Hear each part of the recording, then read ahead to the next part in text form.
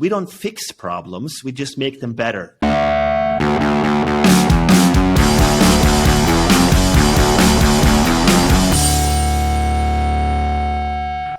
Welcome to Roll Right In, a podcast exploring the success strategies of thriving entrepreneurs and leaders. We believe that the big challenges in this world can only be solved by the courageous. Like from our today's guest, from Anders Indset. Hey Anders, great to have you on the show. Hey Fabian, hey Ole, great to be with you. Anders is a philosopher, author, and investor. Anders is as interested in the art of clear thinking as he is in new technologies and scientific findings and their impact on society. His credo is that today's leaders need a philosophy of the past paired with the scientific knowledge and technology of tomorrow. Anders has written several best-selling books such as The Quantum Economy and Wild Knowledge. Today, we want to explore the question with Anders, how can we prepare our thinking for exponential technological development? So in the run-up to this talk today, I asked few people, what is philosophy actually? And I got very different answers. So you are a philosopher. What is philosophy? I think either we are all philosophers or none of us are philosophers. To me, philosophy is a thinking practice. It's basically exploring ideas and thoughts, and to me, it's putting it into action. In the 21st century, we are thinkers of our time. In the past, we had theories and a lot of literature on thinking as a thought practice. We have various schools of academia that explores various philosophical concepts. But today, I think that philosophy to me is something that you have to apply into a practical use case. And I relate to that as the art of being wrong, as in comparisons to a technological optimization, a binary way of thinking in the art of being right. So to me, it's a thinking practice. Okay. So you also say, again and again, you keep saying that you are a capitalist. And my experience is by saying being a capitalist, at least in Europe, it's not very popular. What is your experience in saying this? I used to be a hardcore capitalist, basically believing in the external validation of my work, striving towards finite goals and absolute numbers. I think the model of growth and capitalism as a dynamic model, of course, is a model that have led to a lot of progress. It has solved or helped solve a lot of challenges over the past. And we live in a time where we are surrounded by the feeling of crisis. But if we look at it more thoroughly, we see that never have we been able to lift so many people out of poverty. Never have we lived longer. Never have we had access to more knowledge and information. And never have we built more wealth for many people. And of course, this model is not stable and has flaws and issues. But I think the model itself, if we are able to upgrade capitalism to make it a humane capitalism that can serve more people, is the best of all the terrible ideas that we have had in the past to create a more equal environment, society, and also to tackle some of the ecological challenges of our time. So I'm a believer in capitalism alongside, of course, technology and scientific progress. Yeah, so I was wondering, when you are in the States, you can hear that again and again, and you know that you are a capitalist, especially in this context of entrepreneurs and leaders. So when you are in the business, when you do the same here in Switzerland or Germany, or also in France, people are somehow irritated. You know, they have somehow in Europe. I don't know if you have to. You know, that's the question now. In Europe, there is another. And also, to me, a little bit a strange relationship to capitalism. What is it? Do you feel the same, or is it? Yeah, I totally relate to that. I mean, it is in Europe frowned upon. It's not a good concept to follow. But if you look at how the people live, how we today take our home offices to Bali for a sabbatical and fly and consume and live in a wealth never experienced on this planet. If we look at the people in Switzerland, my home country Norway, or here in Germany, what kind of materialistic world we have created. the economy and thus the capitalistic model is the operating system of our society. So if you look at it today, also the state of the bank challenges that we are facing and the insecurity, everything today has a price. It's economical. It has a relation to the economy. So the economy is the operating system. And the issue is not that that's the biggest problem. The problem is how we have lived the various ideas of capitalism to maximize shareholder value, to follow the interest rates, and to make money with money. A capitalistic model today, if suggested by GBT, would be to start selling AI-designed T-shirts in an online shop with a social media marketing campaign.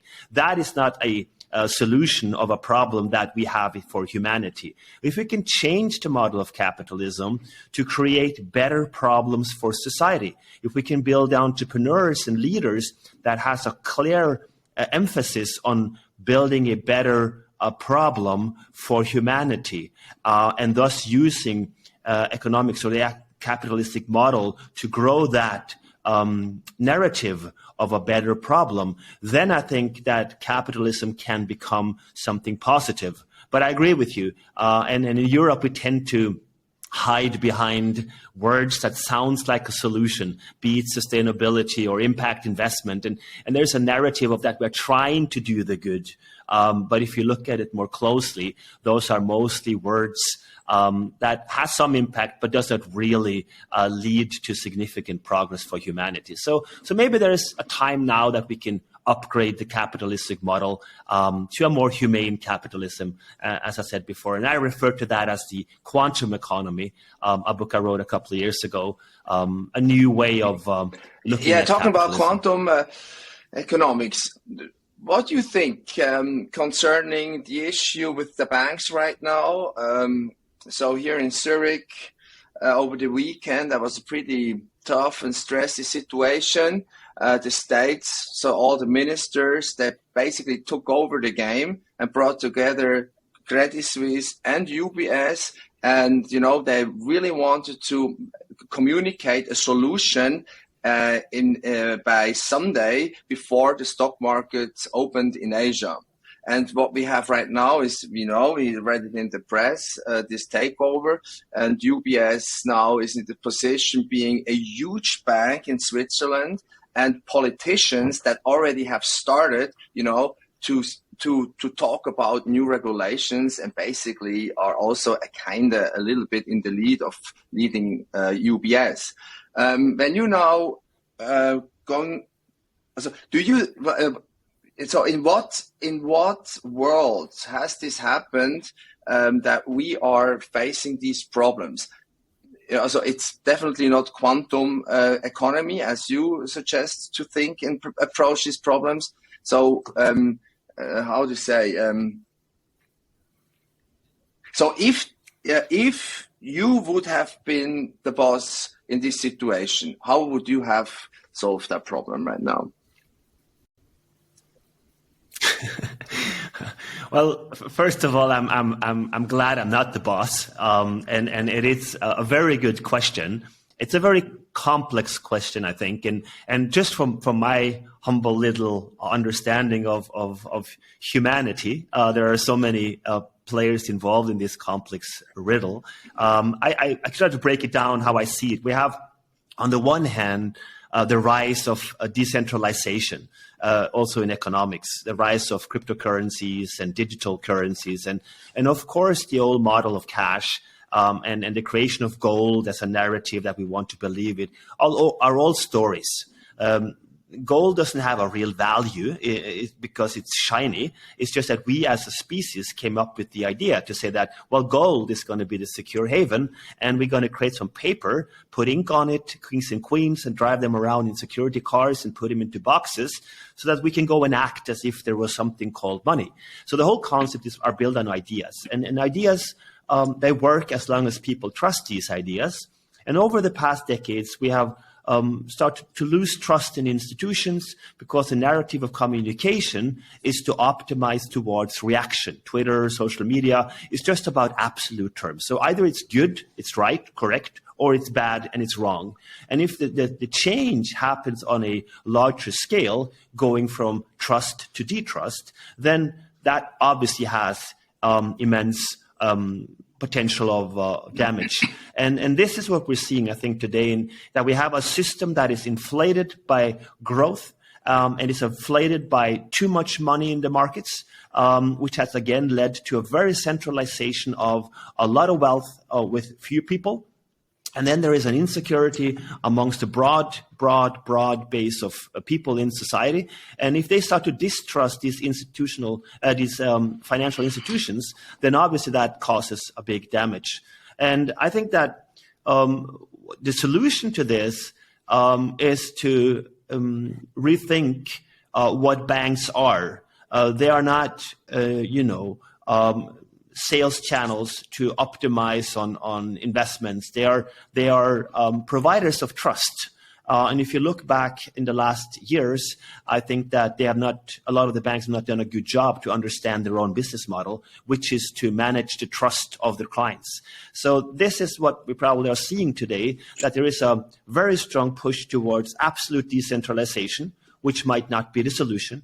And then we have an absolute centralization where national state-driven or national states or even national banks try to hold on to their powers. And this is the battle of two very strong forces.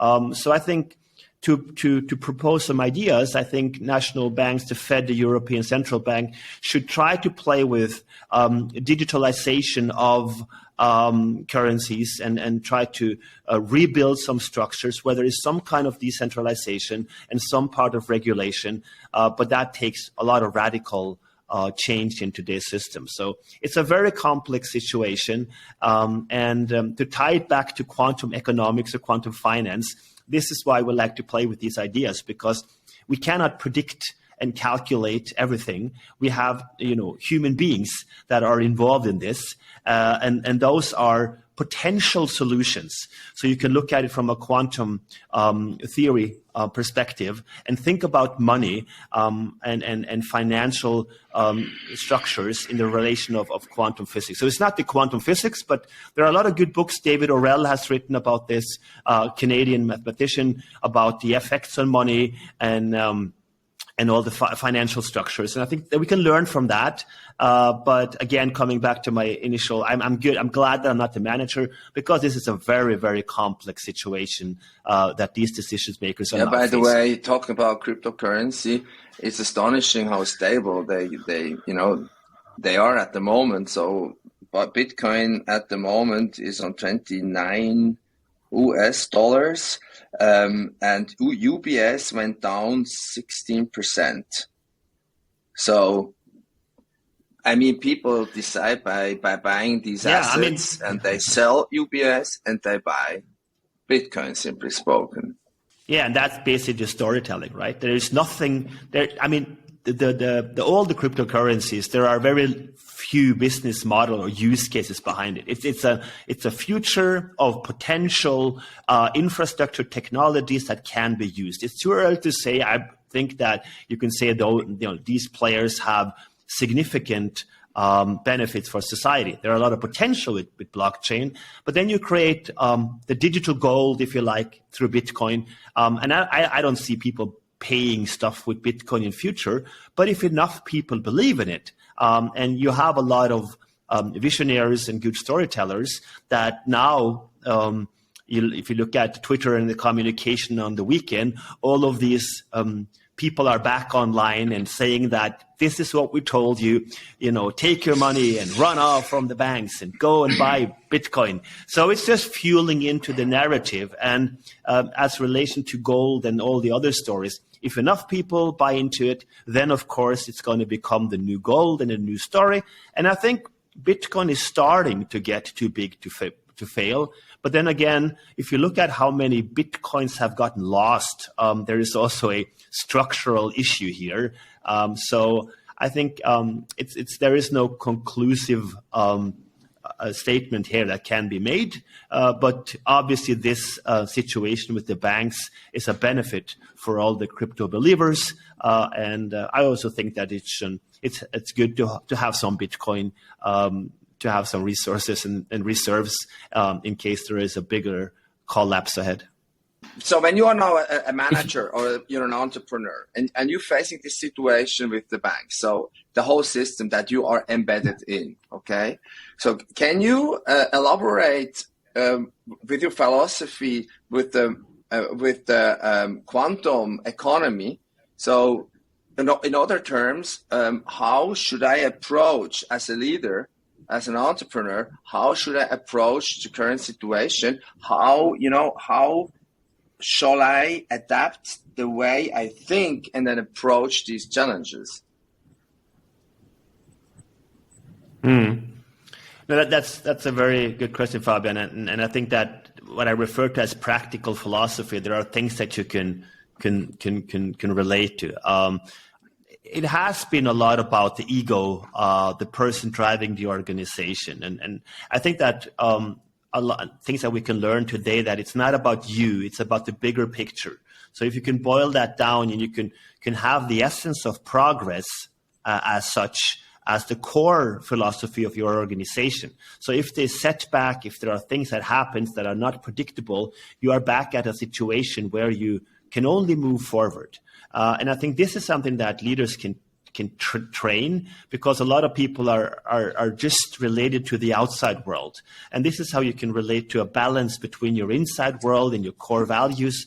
And a lot of that is found in philosophy. And I think that, having decision-making processes and the thinking itself ties very much back to the actual problem.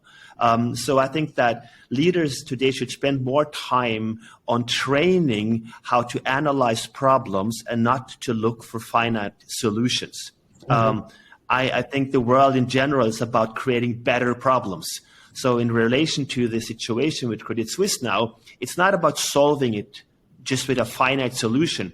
It is about looking very, very thoroughly at the problem and asking questions on, why do I see it this way? Why is this a problem? And relating back to any, dependency that you have. We tend to jump to a quick fix and a solution. That's the society that we have been raised in. And that's the contrary to training your mind for philosophical thinking. It is about, looking at the actual problem and learning how to ask questions. And how can you do that? I think there are a couple of things. You can, of course, read various things outside of your core domain. I think that would be very healthy for bankers, in particular, to have a broad interest on very many topics, to see relation to society in general. I think you can sit down and write. To me, writing is thinking. Today, you can have GPT outline the best text. People can write a book over the weekend, but it's not about the knowledge to postulate the absolute answers and the quick tips. It is about understanding. So the understanding comes from sorting your ideas. So if you have a text from GPT or whatever, you have a text in front of you and you start to write in between the lines. You sort your thinking. Then you train your mind to think critically about the text in front of you and just not take it for granted and postulate. If you say also with the current situation with UBS, or you could take any other issue on this planet right now, so you would suggest to then rather really ask questions, boil down the problem, and then also to write it down and not outsource it to anyone else or just look for quick fixes, but rather really pinpoint the problem and then start finding solutions. And you said you are proposing better problems. Can you explain that concept to us? Yeah, sure. Progress is, to me, all we have. We can limit ourselves. We can look for efficiency. Obviously, circular economy or even regenerative approaches are very important. But the big leaps in terms of climate or in general to fix or make things better on this planet comes through progress. more technology, not less. Why? Because I think that people are curious and want to explore and aim for progress. So we should look at progress from a problem fixing standpoint. That's one part of it. The other part is that we don't fix problems, we just make them better. So if you look at the pandemic, you have a virus and then you have vaccines. Vaccines doesn't fix the problem because you have some substances in your body. It just makes the problem better. So you don't die, but you have something in your body, right? So this is the whole essence of humanity, is about progress. So better problems means basically, what is a realistic approach? What is the actual problem? So when we look at it from a typical thought example that we hear about, we should stop flying. Flying is really bad for climate, and we should all stop flying. So we look at that as a problem. The solution would be ban airlines, tax them, don't let them make profits, get people to flight shame them, and so on and so forth. So you will have a consequence that will be less pictures of people flying private jets on Instagram, but a rise in people flying private jets because people still fly. So if you go to the airport, you see people are traveling all over the place. And this is one of the biggest achievements that we have, was to mingle and to talk to each other and not have countries, but to start to globalize the world. That has led to a more peaceful world. The wars that we are seeing now are out of lockdown states that were even more locked down during the pandemic. North Korea, China, Russia. If they can cross borders, if we can communicate, if we can get into one room and discuss it out, I believe in the positive in the human being. So I think flying in general is something that is good. So the problem is not flying.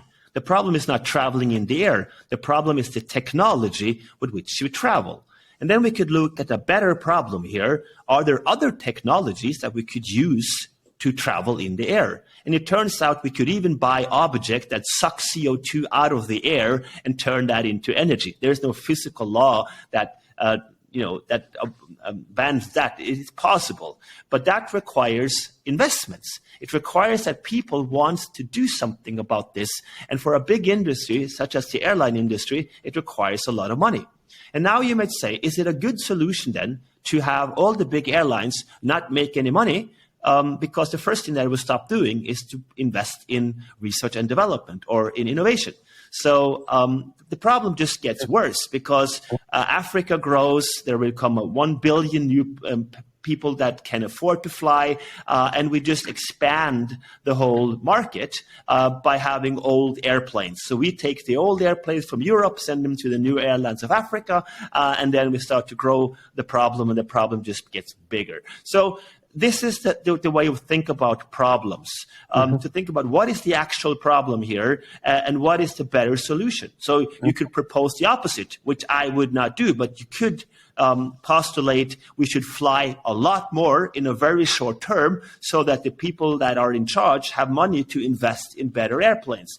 That would probably, in the long term, be a better problem than it is today. It would increase the CO2 and the problem of climate on the short term, but probably on the long term would be faster in replacing all the entities in the sky. So these are things that you can reflect upon. You can do that with all kinds of food chains, and you can do it with the avocados and with the nutrition that we have in Europe. These are, to look at them holistically, is very complex, and it's a skill that we can train. And I think that is what I also refer to as better problems, is to create better questions and better problems. And with the AI, that will be a crucial skill for entrepreneurs and leaders to learn how to ask better questions. We have enough answers. Soon we will have free access to infinite answers, and the challenge will be better questions. And a lot of people today are struggling not getting carried away by the amount of information that they have access to, right? And all the information seems to be equally relevant. How do I make sure to still being able to think clearly? What are your strategies? What are your techniques that you are using? Are you visualizing them on a whiteboard? Are you writing them down? How do you do that? How do you find your time for thinking? Yeah, I mean, time for thinking is basically, to me, very simple. It's just, it's obvious for us that we want to do something with our chemical scum, as Stephen Hawking called it, right? The body. We go to the fitness studio, we do something for our aesthetics, we invest time in taking care of our body. And I believe that just taking time to train that thing, whatever that is, in relation to your consciousness and everything, just to set off time. We can all do that. It's a blocker in the calendar. It's a thinking hour. Make it 2 or 3 hours a week where you do some bench pressing for the mind, where you just sit down with a piece of paper, maybe a book, and you just let your mind drift. You don't have an agenda. You don't react on your impulses, your dopamine and your headlines and everything. You just detach yourself from that world, and you have just 1 hour 3 times a week where you just sit down and look at a piece of paper until until the blood comes dripping out of your eyes, literally just sitting there. And you can obviously do meditation and all that practice, but I think every one of us could just take 3 hours. That's not much. 3 hours a week where you have a calendar blocker, just like if you would go to the gym and you have no agenda. You have no interest in solving a task or a goal. Just sit down with yourself and a piece of paper for 1 hour straight. And what do you do then? What do you do then? That is the exactly opposite way of detaching yourself from the goal-driven, opportunistic-driven mind. You do nothing, right? You do nothing, and you cannot shut your brain off.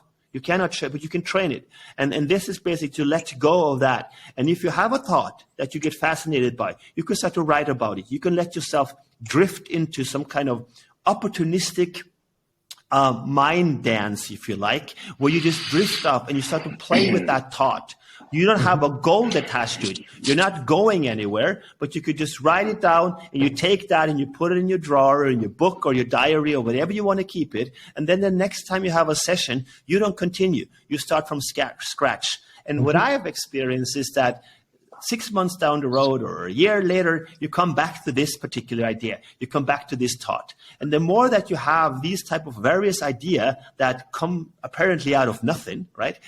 Then you expand your reflection, your capabilities to think about things in different ways. You learn how to see things from a different perspective. It's a very simple exercise, but obviously there are very many more scientifically proving paths, or even meditation, that you can train your conscious state of being, where you learn how to listen, where you learn how to be more aware. But I think the simplest thing is just to take time to do nothing. I mean, you produce a lot of content. You love to think, I can tell. You love to write. You love to produce, right? And also the way how you talk, you have very clear argumentation. And it seems like as if you have your concepts and you revisit these kind of concepts from time to time and then sharpen them further. At least this is how I kind of experience you as a speaker. So you say you go to a blank sheet of paper, you start thinking without having a goal. But do you also have, let's say, modules of your thinking that you revisit time over time and then go further and build on top of it? Yeah, sure. I mean, we all have concepts that we relate to. It's like driving the car, right? You don't think when you drive the car. You're on the Autobahn and you don't think you have to take the steering wheel 3 degrees to the right and I have to press the whatever pedal, and you don't do that. That's automation. So you have concepts that you relate to. So we need structures. So for me, I like to play with meta topics, be it yet politics. I relate to politics as organized human life. How do we, create a structure of organization, be decentralized or centralized, where we organize the way we live together, 8 billion, 10 billion people later on. I relate to the economy, as I said, as an operating system of this society. It's not something static. It's just a concept in our mind, just like democracies. It's a coming democracy. It's a becoming economy. So they are dynamic models, but they have an anchor point as a word that people can relate to. So we say education, we say politics, we say economy, and we think we know what we mean, but everything is a dynamic.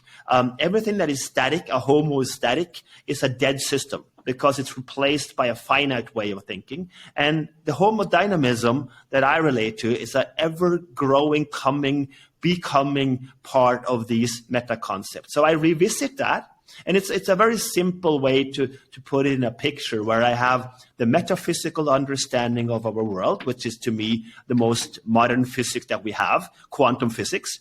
But quantum physics is an incomplete model. No one really gets quantum physics, right? But we can do a lot with it. We can build on it. And on top of that, we have the hardware. That's basically the reality that we relate to. And on that, we have an operating system. To me, that is the economy.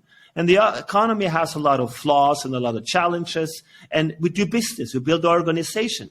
Some companies are malware, some organizations are good, and we need to work with that, the art of doing business. And on top of that software application setting, you have the mensch, the human being, how we are, how we build, and how we interact. And I relate to those concepts. And as you said correctly, I always try to sharpen and optimize, and because to me that's a dynamic of life. And we can influence that by thinking more clearly. And the concept of quantum economy is very much different today than it was 4 or 5 years ago. And it's always, yeah.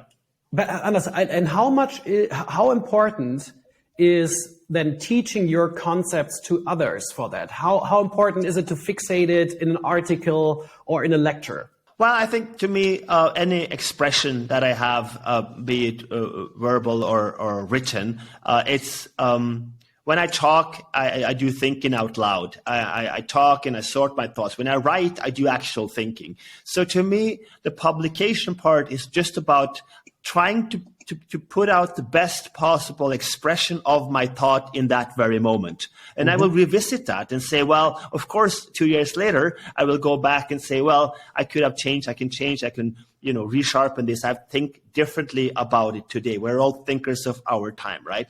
And that is basically how important that is to others.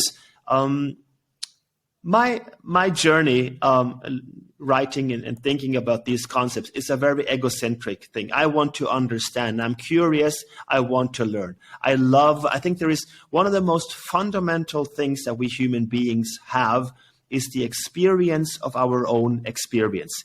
We experience progress. We experience our sensations when we learn. It's a very fulfilling thing that you understand something. And I think it's fundamental in a world where we try to look for meaning and try to become happy and try to find all those finite goals. We want to become something. We want to be something. And I try to see it in a different way. I think that we can put meaning into life, but life itself is a wonderful journey to nowhere. We can learn and experience, and we can have our own sensations or qualia from philosophy. And this consciousness, or as Nagel put it, how it is to be a bat, what it feels to be something. That is one of the most fundamental things that we human beings have. And that's why I think that if people are interested in my writing and thinking, of course I have a feeling of that. It feels good. But I do it with a focus to me to tap into that experience of learning. And I love that. I love getting up in the morning and learn new things. And that is also why I sold my company and started to write and think, because I didn't want to be driven by all those extrinsically motivated goals of finitely driven thinking and trying to reach some end state. And I think most people would relate to that, to see that it's a wonderful thing when you experience understanding and move on. And in any discussion, if we have a different argument and different opinions, if I lose that, I'm actually the only one that win, because I learned something. If I realize that I was wrong, then it's a wonderful thing because I have learned. So I related, as I said in the beginning, to the art of being wrong. Being wrong is an art form. I want to learn. I want to have my ideas tested, and I want to see how we can move on. And that's one of the highest fulfilling things that I can do with my life. Do you also think in terms of co-creation with your audience? Yeah, I think today you see it also with the Nobel lecturer today that we can only do things together. And in my small little contribution to this type of thinking, I always love to get people's ideas and reactions. Even if I do my speeches, I get into interaction with the audience. It is today, the world is not simple. The most biggest complexity in the world today is simplicity. And that requires that people come together and work together over time.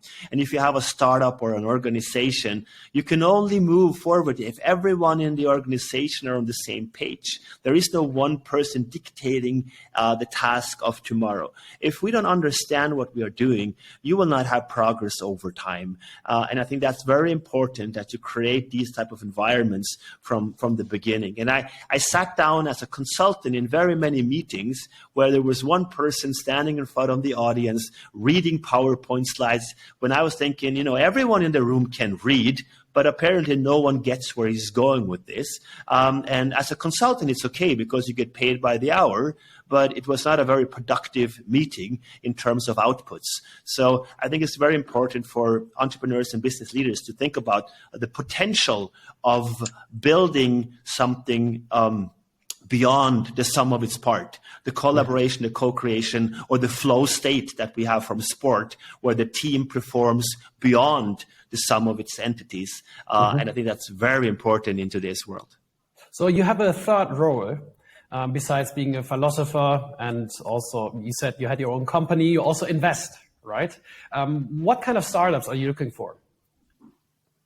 Well, I mean, my investments, in compared to a lot of these institutional investors, are I always call it pizza money. I like to participate in rounds. I have participated to small companies that have grown in the quantum space, that have become good organizations, and I like to work with startups. But my focus is I want to invest in organizations where the owners or the leaders or the founders have a very clear problem, a very clear definition of a problem that I can relate to. Because with the persistency that we can continue, we call it resilience or Durchhaltevermögen in German, if you can have that concept baked into the organization, so you have the right people and you have the right problem, then I think that's scalable and you can find better problems. Anything that where I can also learn is of interest. I was very inspired by the founder of Kahoot in Norway, Johan Brandt, who had a philosophy that was built around an ROL, a return on learning. And I have adapted that. And I said, Johan, I want to quote you on this because I'm very inspired by that way of thinking at it. So if there are organizations or startups that I can learn something, then I see that this is something that is of potential also to capitalize on, because if you have a very clear problem, there are ways to make them better. And I think that's where people and startups today look for quick solutions on how to make money instead of taking the time to say, what is the problem that I am working on today that will generate progress for humanity, that will make this world a little bit better, that will help people. If you have that very clear and someone get that, or I get that, then I'm interested in that organization. So those are my motivations for investments. That's very to the point. That's very to the point. Because when you have a startup, like very young people, founder team, just to having this idea, and we always experience, very often we experience that, you first have to understand the problem that you're going to solve. It's not that you can do something or technically you are, you're a good coder or you can build something, that's fine. But if you're not solving a problem, then that will lead to nowhere. So the core to get started and, to can tackle and become successful is to have a very good problem. As you say, we need better problems. The better the problem, the more successful your company will be. Exactly. And I mean, and we tend to have that. We taught that we have solutions. So we have a society of experts. But if you're a self-proclaimed expert, then to me, that is an end state, right? So we are professional amateurs. We should always carry that beginner's mind, or Shosin from the Asian Zen Buddhism say that we want to learn, we want to progress. We carry a beginner's mind and we work hard. We put in the effort. I think what we see today is that we need to get back to we don't want to have like a failure culture or fuck up culture that so many refer to. We want to have a performance culture that on one hand has a stable management and technology. I don't want to have a creative pilot flying into the airport of Frankfurt or some innovating doctor doing heart surgery, right? It has to work. We need performance. But then we need to have that playground where we put in the effort to create better problems, to improve. And if you can't be wrong, you aren't right. So if you cannot be wrong, you are not right. That is the essence of learning. And it's a very hard journey to put in that effort to strive for better problems. But it's also one of the most fulfilling things that you have. A lot of the successful organizations are boring companies because every day they come back and try to improve, try to progress. There is no great big leap. It's just coming back to the problem and trying to make it better. And you don't hear about these organizations. You don't read about them, but you see the numbers are good every single year because you have created a culture of an organization where everyone come to work. They don't even need a boss. They don't need a leader, a CEO, because they come in with that mentality. And you can relate that to OKRs or lean management or what have you not. But having that culture of the organization, that is what drives companies. And one practical example that I noticed after COVID was that when everyone went to home office, we took away $1 trillion industry, and that was the coffee machine in the companies, because you used to have people that had the same employee and they were the same organization suddenly meet for a very coincidental meeting at the coffee place where they started to talk about small things. And out of that, they created friction.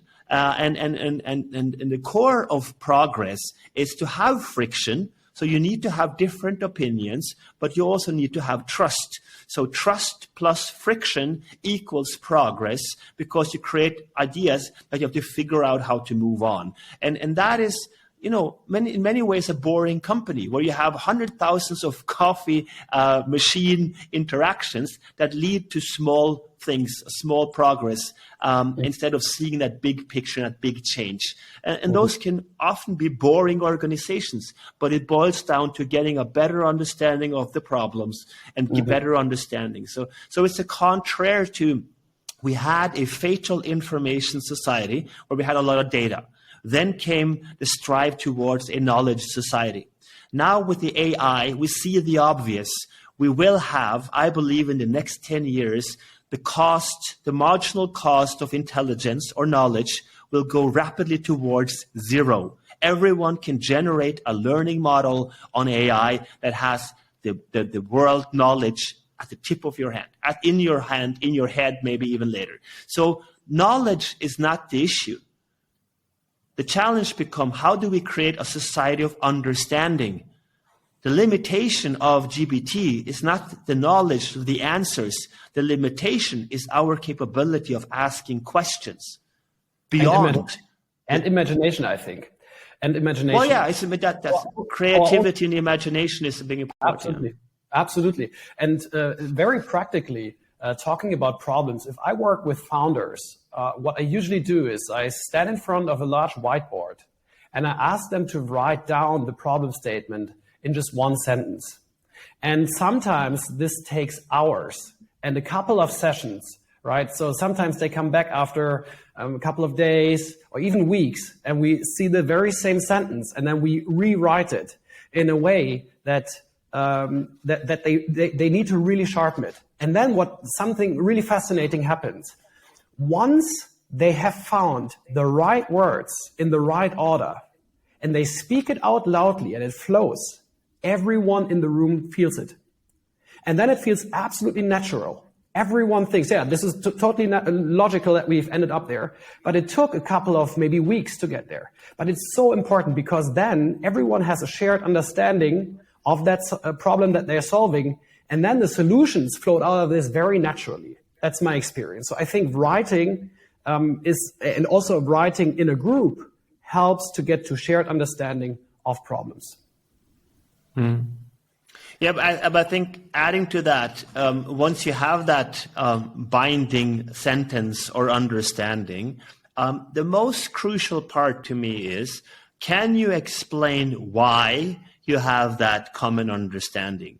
Can you explain what assumptions you had to make to get there? So can you explain everything, every statement that we make, every concept we relate to is based on an assumption. We have to believe in something. I mean, starting from this is real, I'm talking into a computer, you guys exist, and we build on that, right? So when we have a common understanding, can we explain why? Because that is where you can see the shortcomings.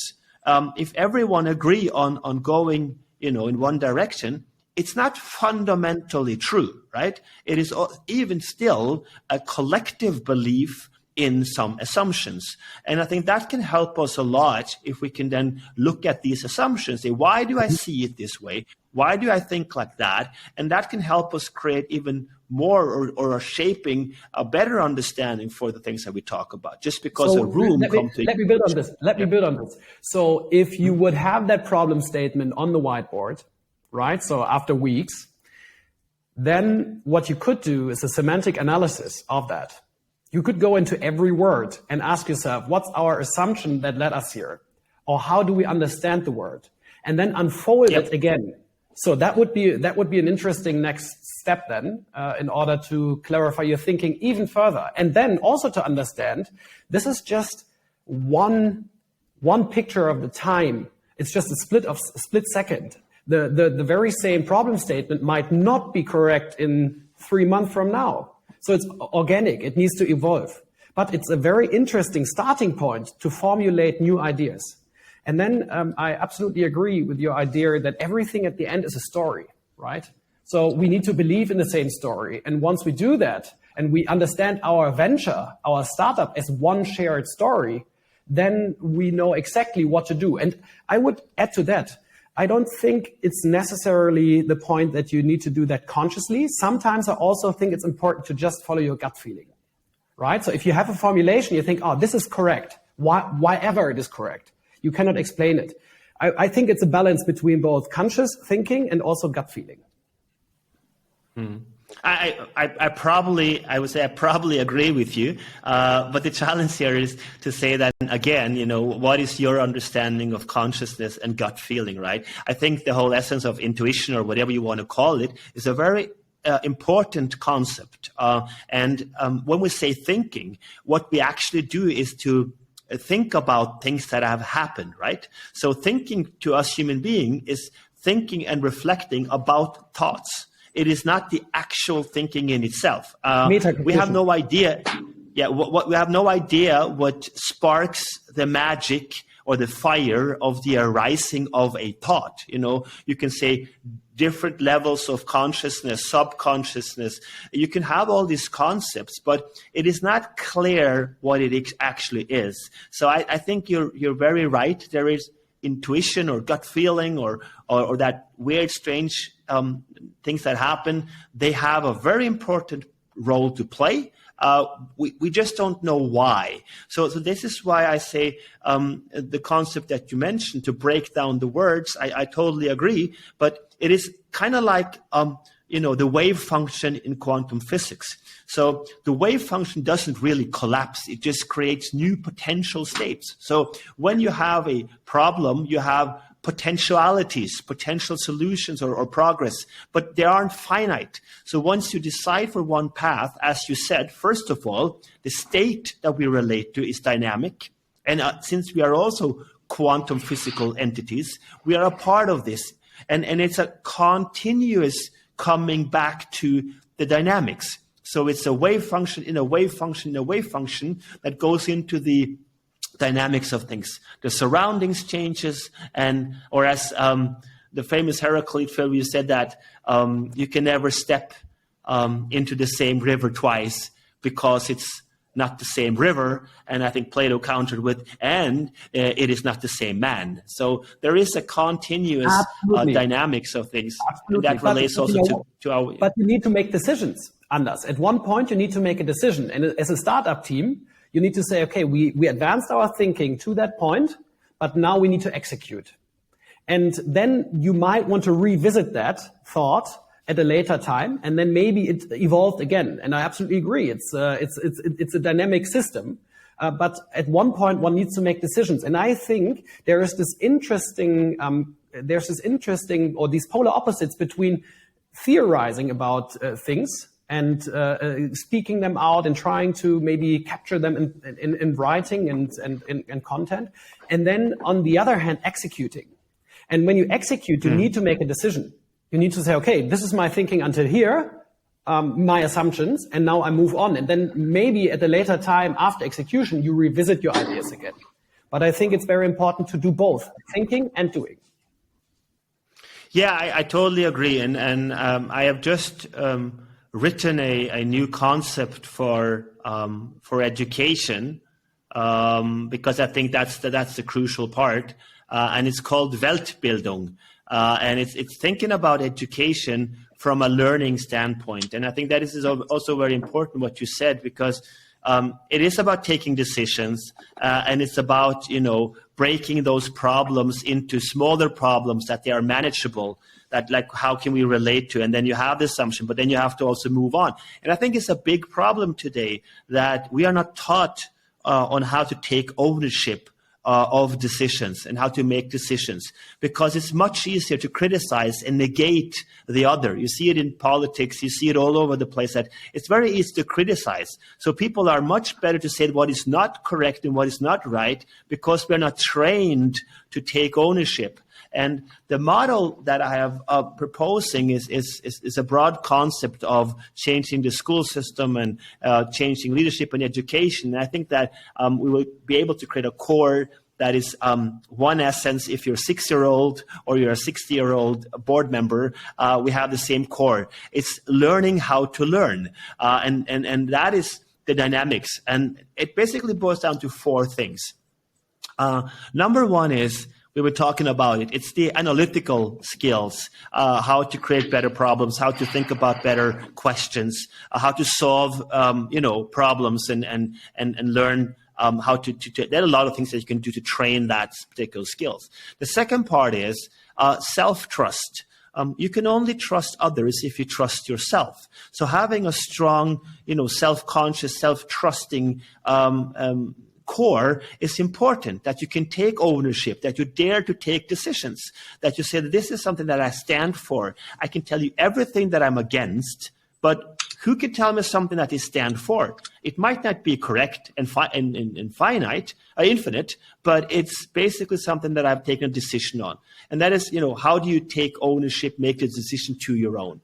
The third one is, how do you articulate yourself, your voice, the old rhetoric, the ethos, pathos, logos? How can you argue from a logistical standpoint? You can create some pathos, some emotions. How can you inspire people that they can activate people? And how can you have an ethical grounding, a foundation to stand on, that you know why you do this and you have a basis for your ethics? And the fourth one, as we talked about before, is the flow state, the team, the collaboration, the co-creation, how to work together. And those are essence and I think also the core of any good startup today. If you can build that and have a clear problem, then you will find solutions, because the answers are all over the place. The knowledge is there, the technology, there is money in the market, but can you build that core? Then I think you're onto something.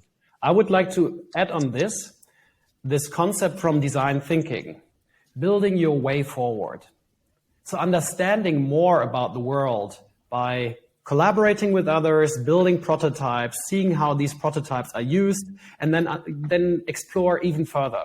And with the 4 pillars you just mentioned, I think this is a very beautiful concept.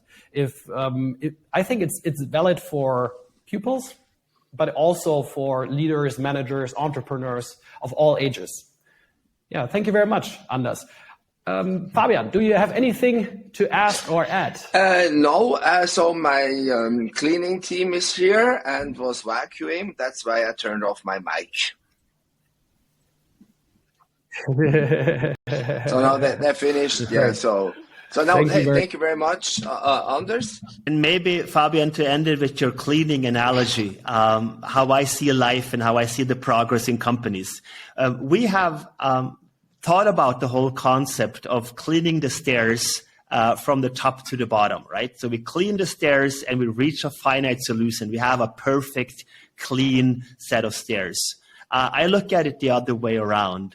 Life and progress is starting to clean from the bottom, and then you move on, and there's continued things, falling down, coming against you, all the trash and the mud and everything. And you're cleaning and you move on to the second and the third step and fourth step, because eventually you have to take a decision. You cannot have a perfect organization. You have to move on. You have to take a decision.